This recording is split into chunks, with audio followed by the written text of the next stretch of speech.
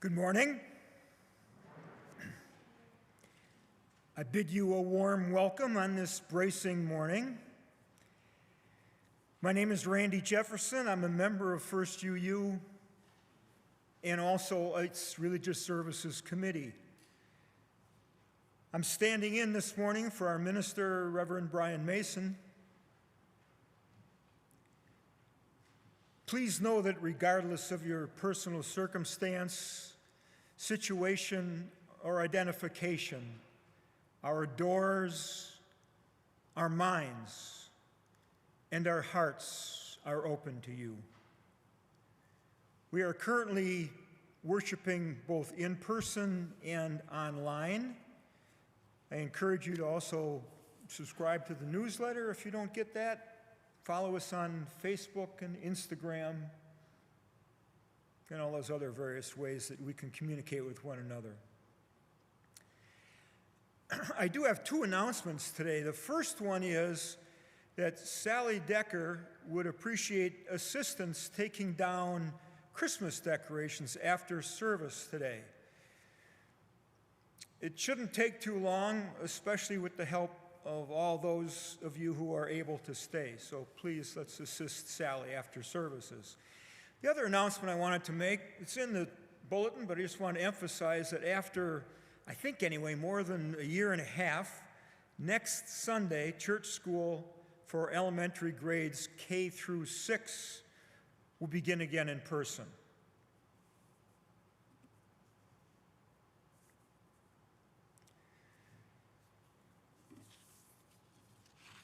For a call to worship today, I share these words from Sylvia Howe.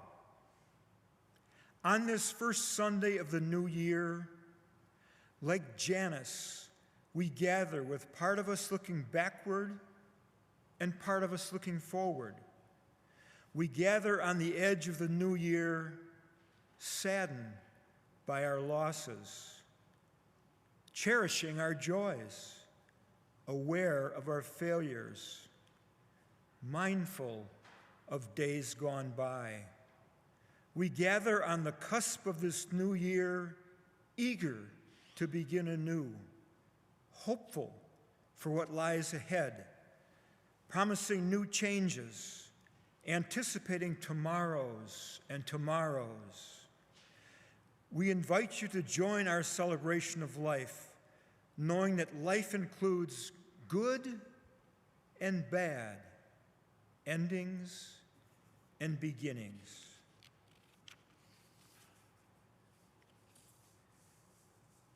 And we continue with New Year chalice lighting thoughts from Lisa Doga.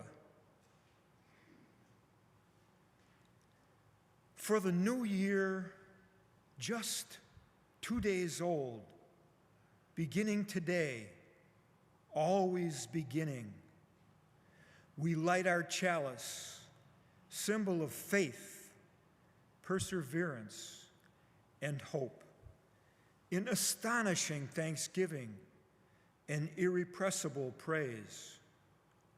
For beginnings that emerge out of endings, appear amid continuity, become visible in hindsight, we light our chalice, symbol of faith, perseverance, and hope, in astonishing thanksgiving and irrepressible praise.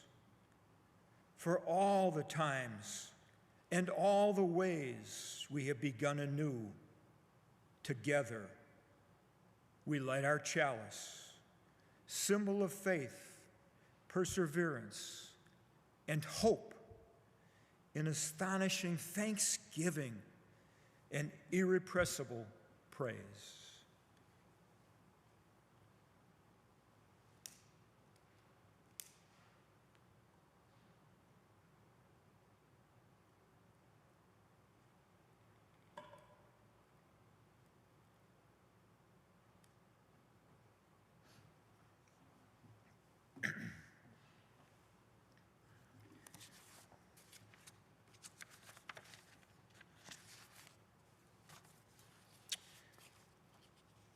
For our gathering hymn this morning, we'll sing number 350, The Ceaseless Flow of Endless Time. Please rise as you're able.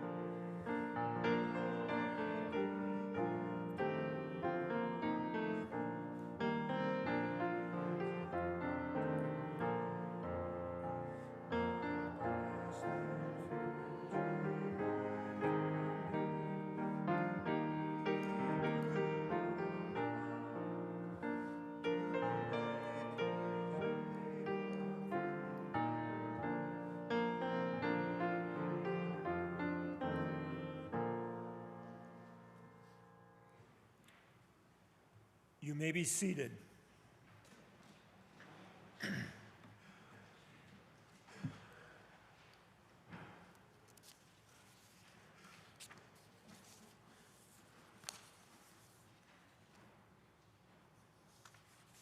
Please join me in an attitude of prayer. Great Spirit of life, as a new year begins, we turn inward to reflect about the state of our lives.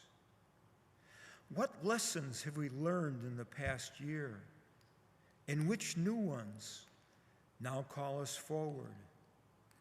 To whom do we still owe an apology or expression of thanks?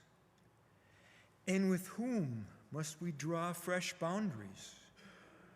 As we pause from our regular rhythms of rush, rush, rush, we open ourselves to new perspectives and possibilities.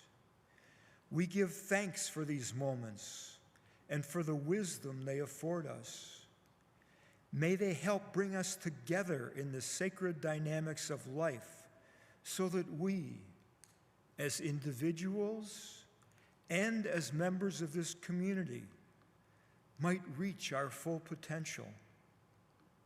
As we step across this threshold, let this new year be a year of greater awe and gratitude, of deeper kindness and acceptance, and more courageous acts of conviction for a kinder, more equitable, and sustainable world is not only possible, she is on her way. And in the quietness of this sacred community, we can even hear her breathing. Amen.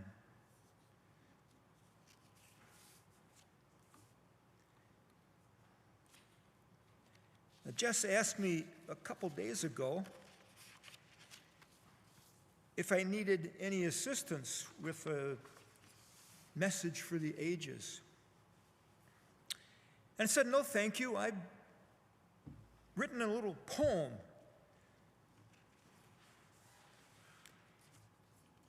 And to a certain extent, I guess I think I'm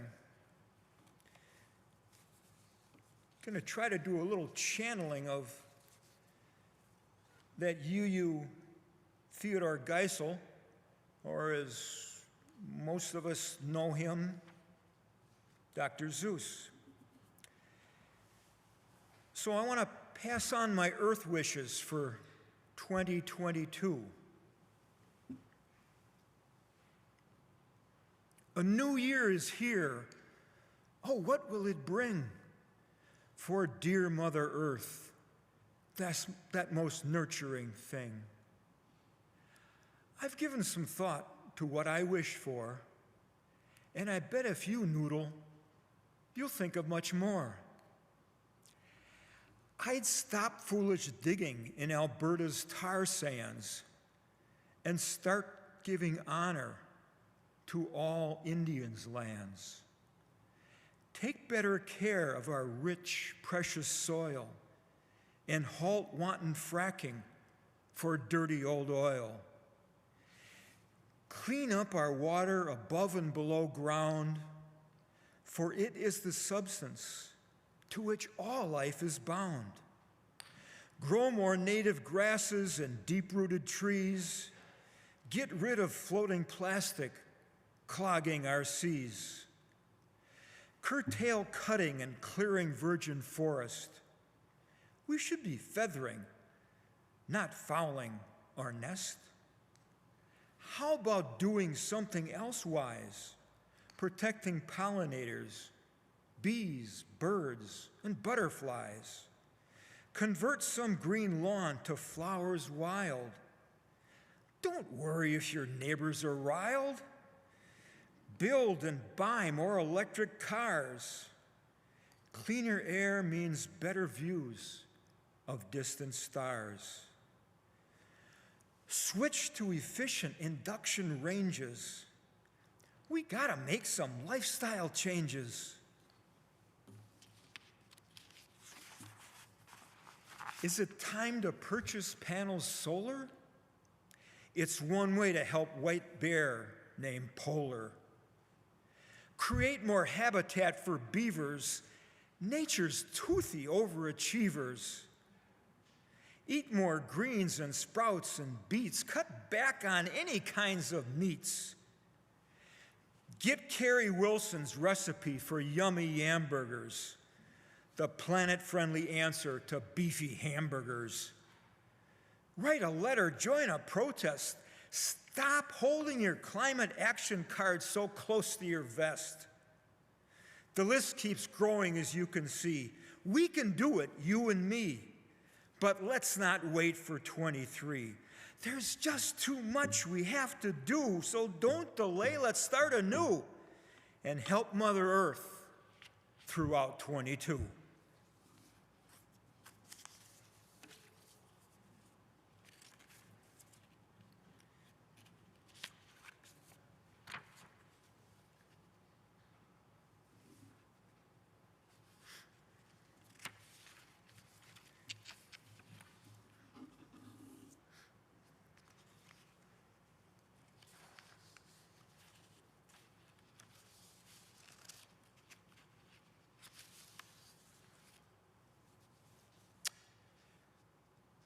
An offering is a sacrament of our free church. It is supported, this free church is supported by the generosity of all who join with us. Now, we'll not pass this plate this morning, as we haven't for a year and a half or more, but we have placed a basket at the rear of the sanctuary to receive your gifts in grateful appreciation of our shared hopes and values. You can also make online donations through our church website, and we appreciate your generosity.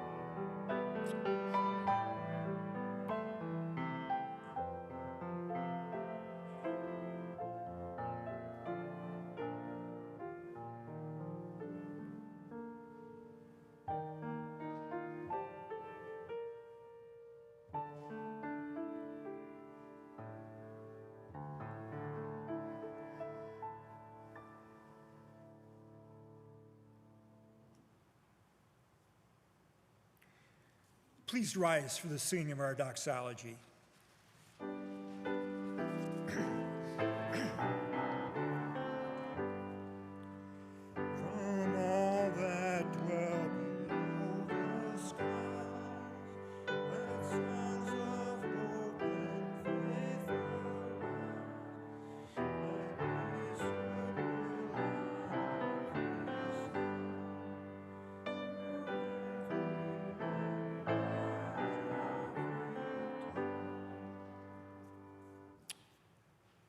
You may be seated.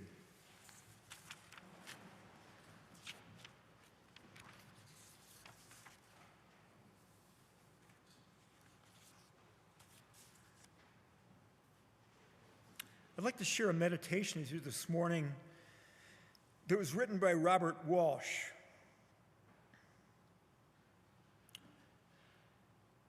So please put yourself in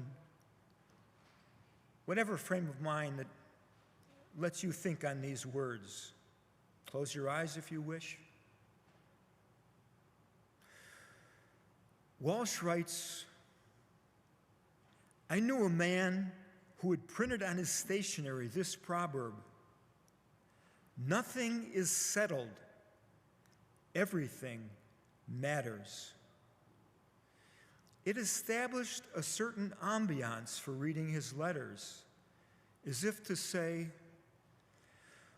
what you are about to read is to be taken seriously, but is not final. I remember him in his proverbs sometimes, especially when it seems impossible to change the world or myself in any significant way. Times like the beginning of New Year's. Sorry, Jim, I say, it's not true that nothing is settled. In the past year, choices have been made. Losses have been suffered. There has been growth and decay.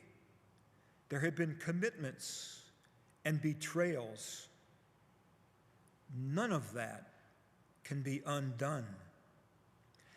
A year ago, no one knew whether during this year one person would become pregnant, another would get cancer, another would take a new job, another would have an accident. But now it is settled. One day this year, I was present just when someone needed me. Another day, I was busy doing something else when I was needed. One day, I said something to a friend that injured our relationship.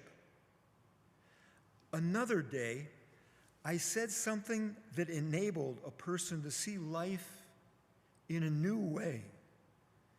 The best and the worst of those days is now written.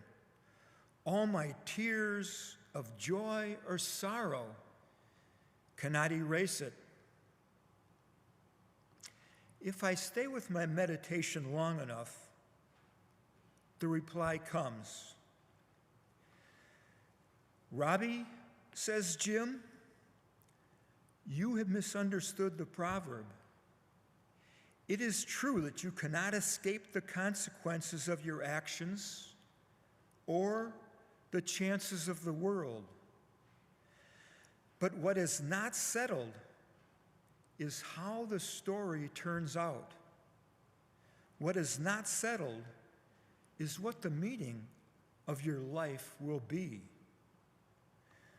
The meaning of a life is not contained within one act, or one day, or 1 year.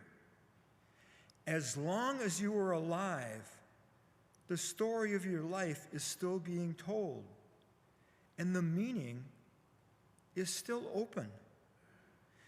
As long as there is life in the world, the story of the world is still being told. What is done, but nothing is settled. And if nothing is settled, then everything matters. Every choice, every act in the new year matters. Every word, every deed is making the meaning of your life and telling the story of the world. Everything matters in the year coming, and more importantly, everything matters today.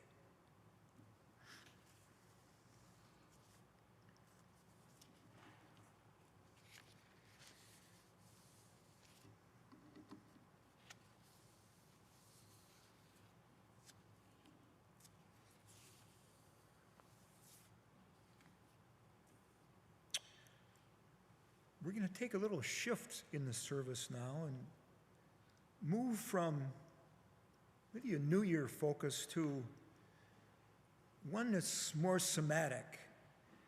And we'll begin by singing our meditation hymn, number 1031 in the Teal hymnal, Filled with Loving Kindness. And you may remain seated for this. 1031.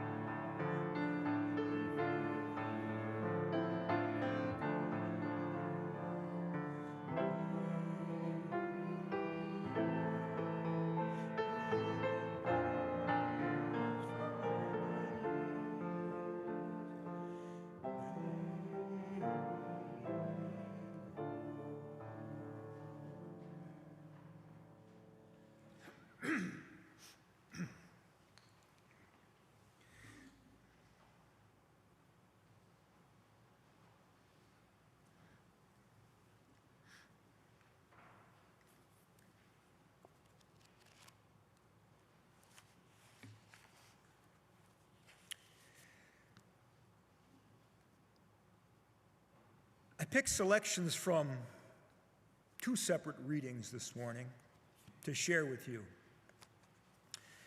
The first is from Walt Whitman's Leaves of Grass, from his section, I Sing the Body Electric. And I'm going to read the first few stanzas of the poem and then shift all the way to the end of the poem. And the poet writes, I sing the body electric. The armies of those I love engirth me, and I engirth them. They will not let me off till I go with them, respond to them, and discorrupt them, and charge them full with the charge of the soul. Was it doubted that those who corrupt their own bodies conceal themselves? And if those who defile the living are as bad as those who defile the dead? And if the body does not do fully as much as the soul, and if the body were not the soul, what is the soul? And Whitman goes on to talk at great length in praise of the body. And then he concludes with these 6 lines. The circling rivers, the breath, the breathing in and out, the beauty of the waist, and thence of the hips, and thence downward toward the knees, the thin red jellies within you or within me, the bones, the marrow in the bones, the exquisite realization of health. Oh, I say these are not the parts and poems of the body only, but of the soul. Oh, I say now, these are the soul.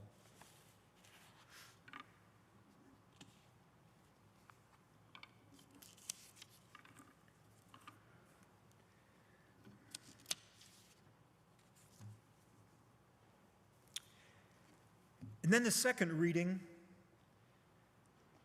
which is a much more current piece.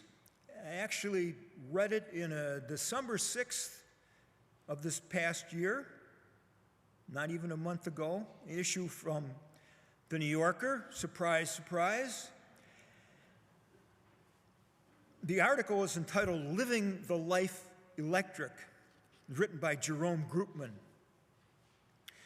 And Groopman wrote, in our daily lives, seeing lightning in the sky or plugging appliances into wall sockets, we tend to neglect the fact, as Timothy Jorgensen writes in his book Spark, quote, life is nothing if not electrical,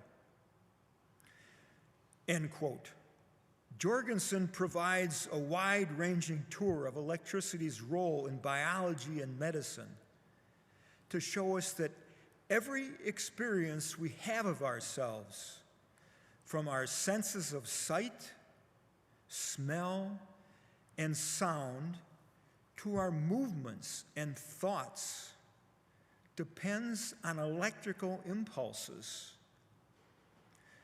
Groopman goes on to write, when healthy, our nerves conduct electricity in a tightly controlled way in order to transmit information to all parts of the body. In this sense, illness can sometimes be synonymous with uncontrolled electricity. Here ends the readings.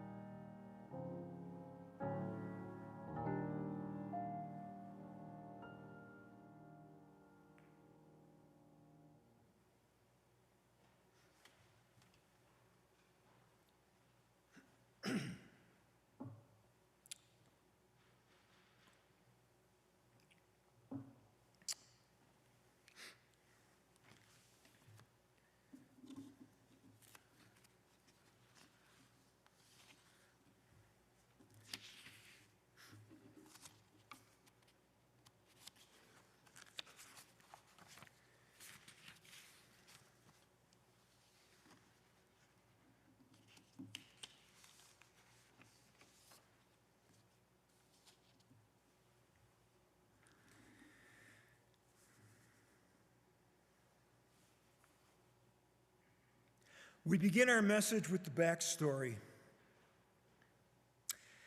As has been true on most days for the previous 39 years, my pre-work regimen on May 10th, 2014 began by getting in touch with my physical self during a planned 60-minute run through the streets of Wausau. This day was different, however. I stopped just short of an hour to walk. As I wrote in my exercise calendar that day, I, quote, did not have it in me. 3 days later, when I'd next planned to run, I made an hour, but again did not get home before needing to walk. The note that day, heart not in it. Done? Question mark. Little did I know. There was a gap of almost 3 months before I logged another running time entry in the calendar. It was 5 minutes.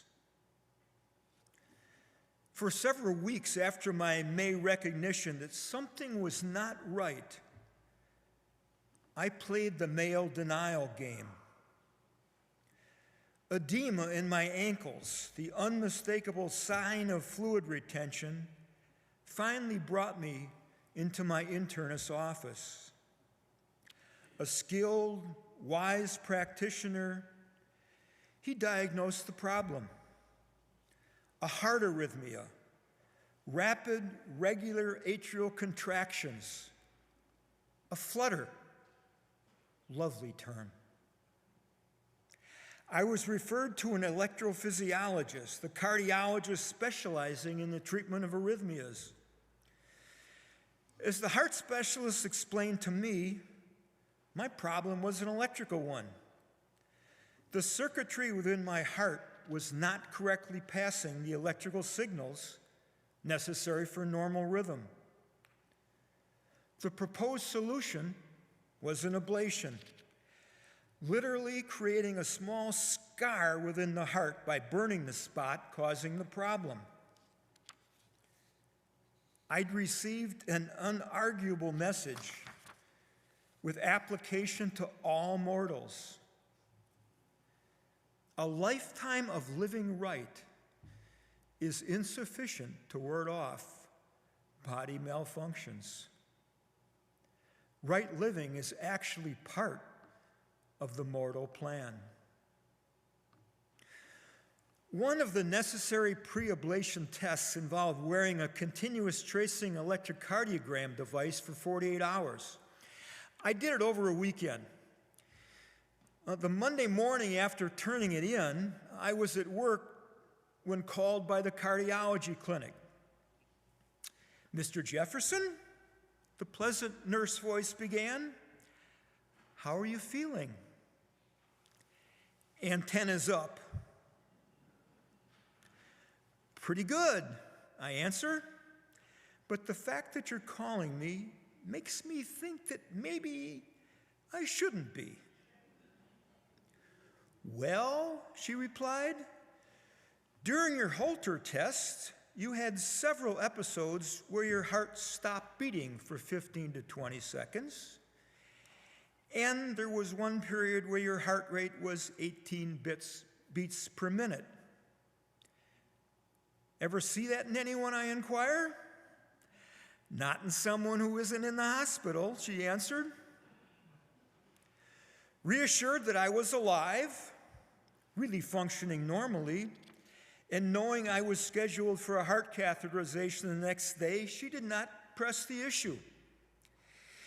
Now, the cath showed clean coronary arteries, so the ablation could proceed. It turned out I am a complex guy. The flutter was really two flutters. Unrelated periods of tachycardia, the rapid heart rate were underlying the flutters, and they further obviated ablating. Now, figuring I was going to have a straightforward flutter fix, I was ill-prepared for the news that the flutter would have to wait, as a pacemaker was needed to address my lazy, pausing heart. Pacemaker me? Mr. Almost 40 years of daily vigorous aerobic exercise? That darn mortal plan again. 10 days later, my chest symmetry was forever altered. I was now the proud owner of an oval outline of my subcutaneous bionic part that was connected to the inner chamber of my heart, supplying me with electrical impulses 70 times a minute. Pacemaker implementation provided a bonus as well. My new supplemental electric connection to the outside world meant cardioversion was possible. As if the procedure was not marvel enough, as part of the testing during implementation, a large jolt of electricity got used to shock my flutter away. 5 days later, I took that first 5-minute run after 3 months running hiatus. Gradually increasing my time, 3.5 months later, I reached that magic 1-hour mark again. Long comeback. It was late November, but I answered my question from mid-May. I was not done. Sometimes you just have to keep the faith. Other than that reminder that my omnipresent oval provided, thoughts of being pacemakered rarely entered my consciousness. But annual checks at the pacemaker clinic provided a different experience entirely. It's there that once a year the device is checked through the placement of a magnet over it, pacing the device.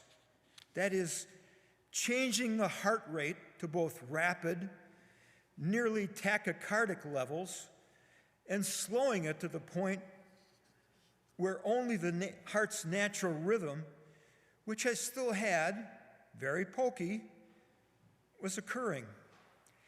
Now, these rhythm changes can be felt not only in the heart, but seemingly throughout the body. This is a weird feeling.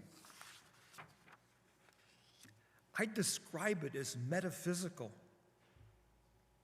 And while I spend the rest of the year almost oblivious to the fact that a mechanical device is telling my heart when to beat, during this visit, it is clear to me that I am not in charge of the pace of my heart.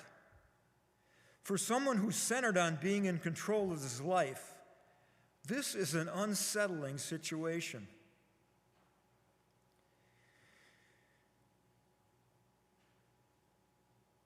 Is anything more central to our being than our heart? If I allowed myself to dwell in the land of dark thoughts, among the darkest for me would be that somehow some nefarious entity discovered a way to remotely do what that device clinic magnet does and take control of my heart. My routine prior to leaving the device clinic is to always confirm that the settings have been returned to where they were when I arrived at the clinic. Thanks. See you next year. Now, a pacemaker adjunct to the body electric is battery powered. I think everybody knows what that means. Sooner or later, even the Energizer Buddy wears out. Technology has not yet reached the point where recharging is possible. For pacemakers, battery replacement, that's what they call it. We need to replace your battery. Battery replacement means device replacement. And like all batteries, the amount of usage determines the lifespan. And as my pacemaker fires more than 90% of the time, I knew it would be shorter lived than many. So we fast forward to this past July, my annual visit to my electrophysiologist. Part of the device monitoring is estimating battery life, and during that visit, 18 months is the estimate. So we start a replacement discussion. His recommendation is to implant a more advanced device that adds a defibrillator capability to the pacemaker. As I've had a few episodes of rapid, chaotic rhythms characteristic of atrial fibrillation that I'd never noticed, but my heart monitor did. If a new device is going in anyway, may as well add some human lifespan insurance. And while I quibble with him a bit over the need, as there may be a greater indication in 18 months, I'm agreeable to the plan. On the 30th of the following month, a deja vu moment. My running note that day. Weird. No breath. Lightheaded. I stop running at 30 minutes and walk home. I try running several times over the next week. I write, no oomph one day, no go another. The cardiology clinic calls that week, and they say they've been notified that my battery needs urgent replacement. So much for 18 months. Ha ha, life. Expect the unexpected. I suspect the device issue is impacting my running. So I do some sleuthing with the device clinic, and I learned that the first day I was unable to run, my device went into a battery-saving mode and would not allow my heart rate to increase enough to allow me to run. One mystery solved, and no surprise to me, my device and I have come to understand each other quite well over the previous 7 years. 5 days after I solve one puzzle, I have a new, larger lump in my chest from a deeply buried implantable cardiac defibrillator, ICD. And I'm presented with another puzzle. In the post-op anesthesia haze, I vaguely recall hearing something about a flutter, but it does not sink in. During one phase of the ICD implementation, your heart is put into atrial fibrillation and shocked back into normal rhythm. After coming out of AFib, my heart went into flutter. Electricity can be unpredictable. That's why I always call an electrician for anything more involved than light bulb changing. Not knowing I'm in flutter again, I try my gradual return to running. It's again a no-go. It's my note. I become a walker. I'm okay if I stay flat, but it's very hard to walk up hills. To ascend, it's either switchbacks or slow to a crawl. I see runners. Envy. Oh, envy. Oh, boy, do I envy them. Thoughts of never doing it again creep into my psyche. Why isn't walking enough? Because I'm not ready for it. Someday, but not yet. Truth be told, running has long ago ceased to be a joyful activity for me. But I want to be able to do it. It's part of how I define myself. It's who I am. I've thrown a life preserver at my first post-op cardiology visit. It's with a nurse practitioner. I've never seen her before. She runs. She understands. She also knows what did not stick with me immediately post-op. I went into flutter, and I'm still in flutter, and flutter won't let me run. She's confident my running days are not over. They have a plan. The defibrillator needs another shock test, which its hope will also jolt the flutter and return me to normal rhythm. I'm put on a 3-week regimen in preparation. What seems like a minor mistake of half dosing for 2 days of a precautionary blood thinner I'm taking turns out to be a big deal. And the proposed fix is pushed back 5 weeks. I'm starting to feel a bit like Job, frustrated and discouraged. I continue to be a flatlander walker. I put in more wait time before my pre-op visit, where I ask my NP Savior what the odds are of shock success. 50-50, she says. I was hoping for more like 90-10. I see a half-empty glass. I start bargaining in my head. Maybe I can give up running if I can at least walk hills. I get a hold of myself, remembering I'm at a point in life where the 3 A's are paramount: aging, adjusting, and accepting. But the serenity prayer is not yet fully rooted. I have accepted aging and adjusting, but I am still working on my wisdom regarding accepting. December 1 finally arrives. Cardioversion day, my heart's day of reckoning. I'm prepared for bad news.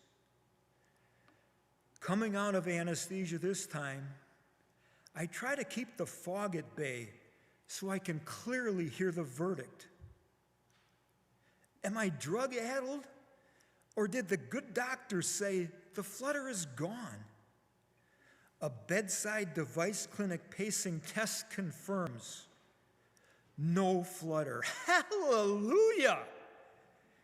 The heaviness of 2.5 months of being someone else is lifted. Thank you, great power of the universe, charging station for the body electric. 2 days later, I run for 5 very slow minutes, 13 the next week, 30 the week following that. Yesterday, 1 month after synchronicity on several levels has been restored to my body and soul, everything holds together for 60 minutes. The pace is slow, but it does not matter. There is a flow. It's an hour run, and I accept it. So if you see Randy on the roads and he is running, know that his circuitry is working. He is well. He is peaceful and at ease, and he is whole.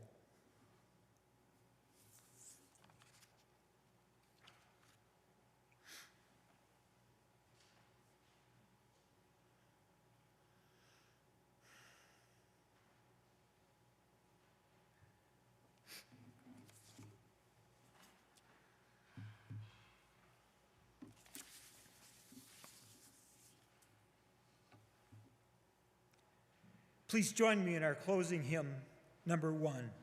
May nothing evil cross this door. Please rise as you're able.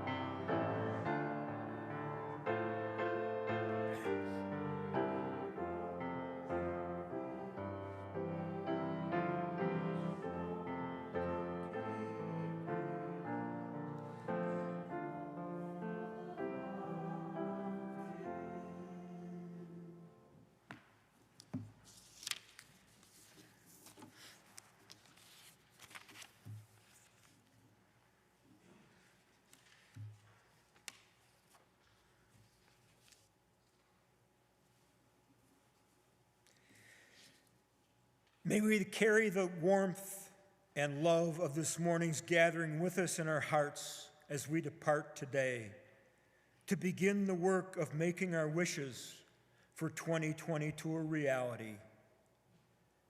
Farewell. Please be seated for the postlude.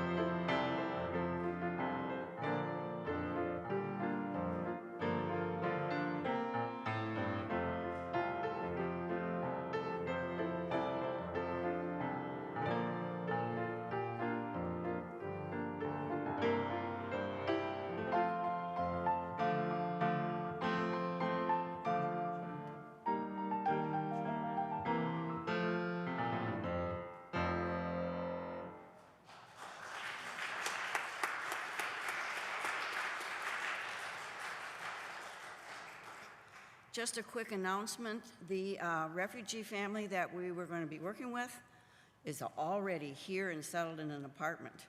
Over the holidays, they had a 2-day notice that they were going to be getting families here in Wausau, and so the people at St. Anne's that we're co-sponsoring with, they just jumped in and got apartment for them, got it furnished, food on the table.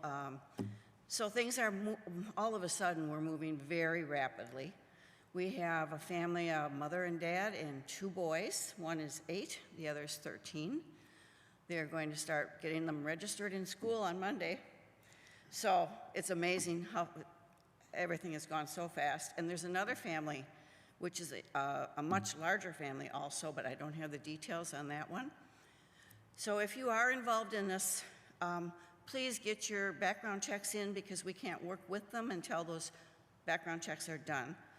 I've been sending out emails, so maybe a lot of you know this, but I had suggested you could drop it off at St. Anne's on Monday, but I found out they're actually closed on Monday. So if you have it today, I'll take it. I have several already.